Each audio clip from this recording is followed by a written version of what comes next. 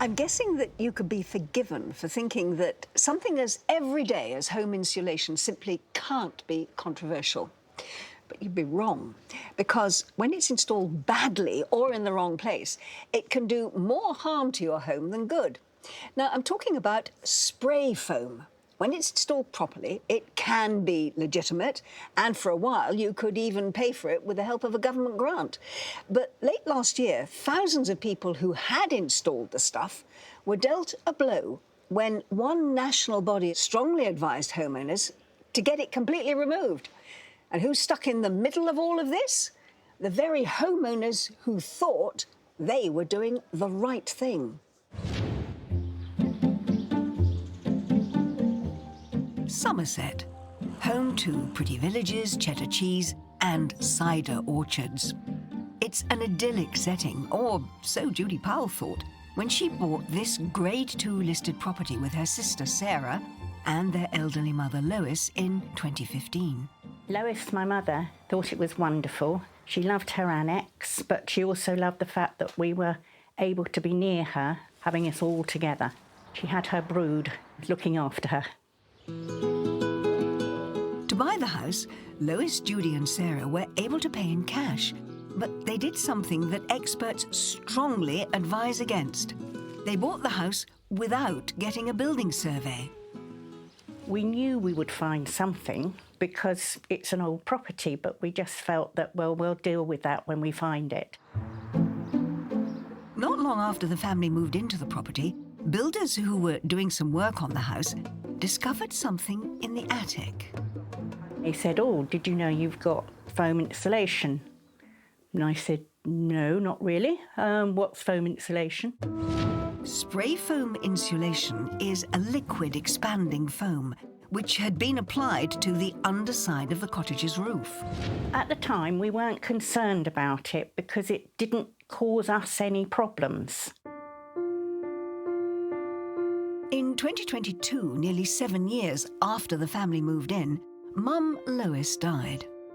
After much thought, Judy and Sarah decided to put the house on the market. And it wasn't long before they found a buyer who instructed a surveyor to visit the property. He went up in the roof and he said, "Did you know about this foam insulation?" And I said, "Well, yes, I did. Does it cause a problem?" He didn't say anything in particular. From what I remember, he went away and obviously put his report into the mortgage lenders. It was only then, sometime later, that the estate agent phoned to say that the mortgage had been turned down due to the insulation. Judy learned that the foam had been sprayed directly onto the underside of the roof tiles, which made it impossible for the surveyor to inspect the state of them or the ancient rafters, and it would make any repairs to the Grade 2 listed roof extremely hard. All the foam had to come out. I feel very, very angry over it and very bitter that we've had to pick up the pieces of having it removed. Even though we didn't install it, it's down to us.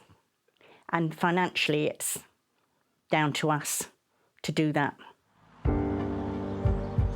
Judy tried to get in touch with the company which installed the spray foam for the previous owners in 2013, but it had stopped trading. She's since learned that the job was done without Grade 2 listed buildings consent, and none of the firms that she's approached for help seem to want to touch it. And that's when she approached us for help.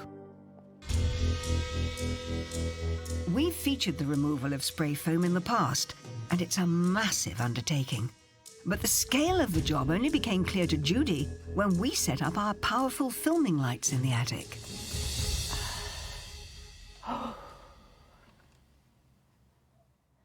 It's just amazing. I mean, it looks horrendous. What do they call that? Ghostbusters. It's like the slime. I really can't believe they've done this. It's just awful. I didn't think I would be so emotional over it.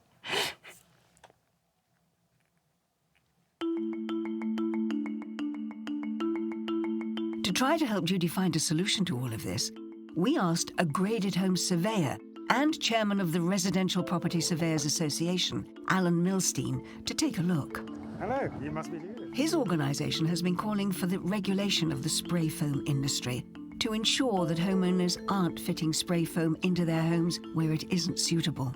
His preliminary findings are pretty damning. Sadly, this is one of the worst cases I've come across.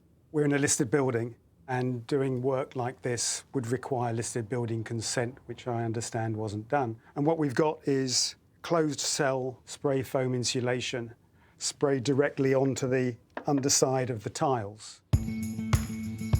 Alan believes that the spray foam has to be completely removed, and that the only way to do this would be to take off the entire roof and replace most of the tiles.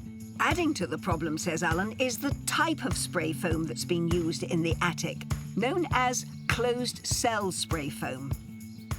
Removal of spray foam, particularly closed cell spray foam, is really, really difficult. It glues itself extremely tightly to the tiles, so removing it is very difficult. Closed cell spray foam, though a good insulator, can also be a barrier to moisture. So Alan says unless a room or loft is well ventilated, condensation can build up. The difficulty is that it then traps the moisture between the foam and the tiles, and that can increase the risk of rot and other defects like woodworm. Sadly, there's only one option, and that is to remove the roof, to remove the foam, which is, of course, not something that we really want to do because it clearly would be a costly business. Alan estimates that the costs for Judy could run into tens of thousands of pounds, all because the wrong type of spray foam was installed on the wrong type of house. It's just wicked. It's just vandalism up there. It's a good word to describe it. And it should never have been put in a Grade 2 listed building. Yep. I don't know which foot to put forward first. I just can feel thousands and thousands of pounds. As Judy now faces up to the very costly work to remove the entire roof, she knows she'll likely lose her buyer too. I'm distraught now. How much that might cost. I don't know that we can ever afford it. It's not just my future, it's my sister's future. We tried to get in touch with the director of the company which originally installed the insulation to find out why he'd put spray foam in a building that isn't suited to it and without listed buildings consent. But our emails, calls and letters all went unanswered. We also contacted the previous owners of Judy's house, but they declined to comment. While Judy's home should never have had spray foam installed in the first place, there are some buildings for which it is more suitable. But that doesn't mean the homeowners haven't run into the same problems when they've come to sell their house.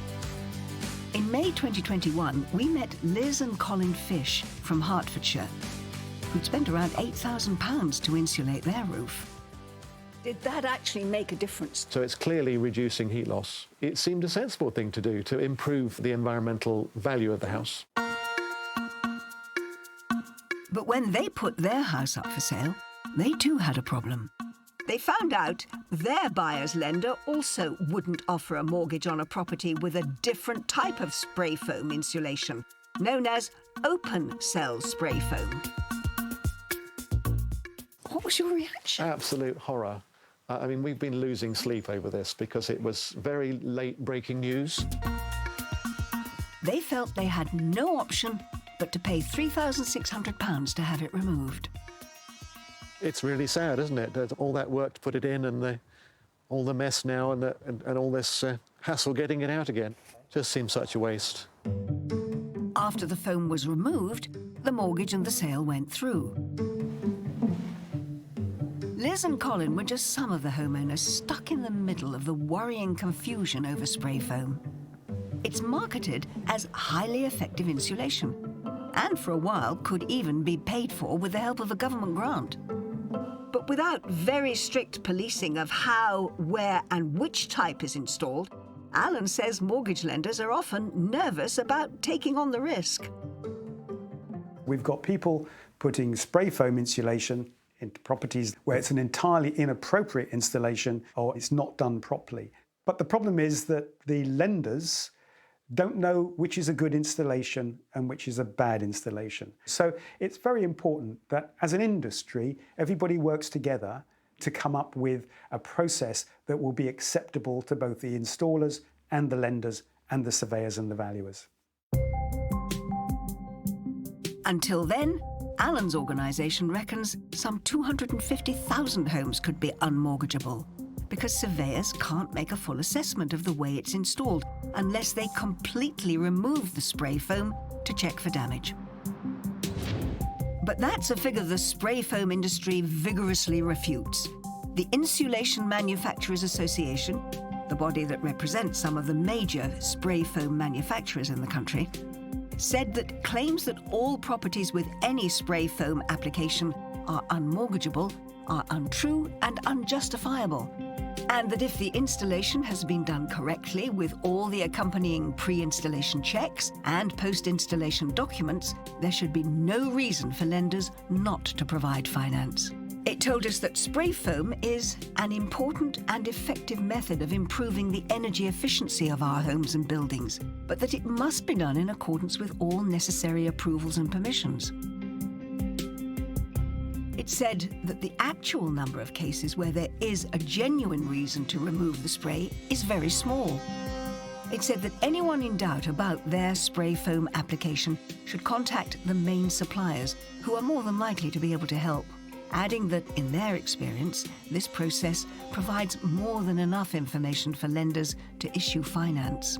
We also spoke to the Royal Institute of Chartered Surveyors, which told us that it doesn't suggest a blanket ban on spray foam insulation, but it does recommend the use of an independent expert who's completely separate from the company offering to install the spray foam. They'll assess whether your home really is suitable for it and whether there might be a more appropriate way to improve thermal performance. RICS also told us it's part of an industry working group on this issue and is in the process of producing guidance for consumers to make an informed decision. It says this will be available by the end of the year. Meanwhile, back in Somerset, Judy is making progress. With Alan's help, she's now clear on exactly what needs to be done. And she's found a surveyor who is liaising with specialist spray foam firms. But she's adamant that the spray foam industry needs to be properly regulated so that others don't end up with the same sky-high bills that she has. Something's got to come together so this problem doesn't go on to other people, and other people are aware of what can happen and don't put themselves in our position.